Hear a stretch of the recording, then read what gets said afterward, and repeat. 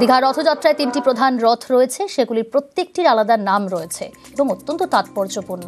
জগন্নাথ দেবের রথের নাম নন্দীঘোষ, বলরামের রথের নাম তালধ্বজ এবং সুভদ্রার রথের নাম দর্পদলন। এই 3টি রথের প্রত্যেকটি নিজস্ব বৈশিষ্ট্য রয়েছে। নন্দীঘোষ হল জগন্নাথ দেবের রথ। এই রথের 16টি চাকা রয়েছে।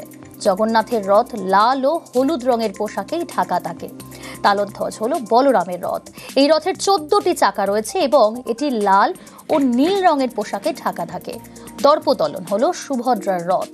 এই রথের 12টি চাকা রয়েছে এবং এটি লাল ও কালো রঙের পোশাকে ঢাকা থাকে। জগন্নাথ দেবের রথের সারথি দারুকা। এই রথটি টানার দড়ির নাম শঙ্খচূড়া।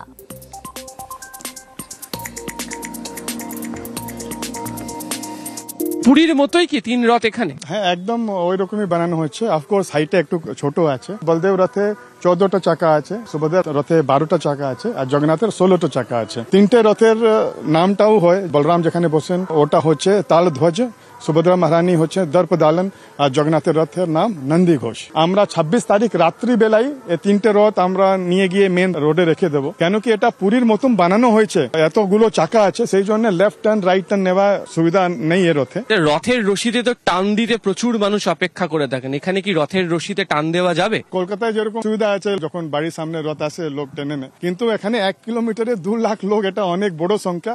সেই জন্য আমরা ভগবানকে যখন পাণ্ডি বিজয় করে রথে বসাবো, তারপরে লোক ভগবানকে রথে দর্শন করতে পারবে রোপ টাচ করে। চাইনা, রাশিয়া, ইউক্রেন, আমেরিকা, জাপান, ওখান থেকে পর্যটকটা আসছে। দীঘা জগন্নাথ মন্দির পুরো ইন্টারন্যাশনাল কমিউনিটির জন্য একটা ওয়েসিস হয়ে গেছে।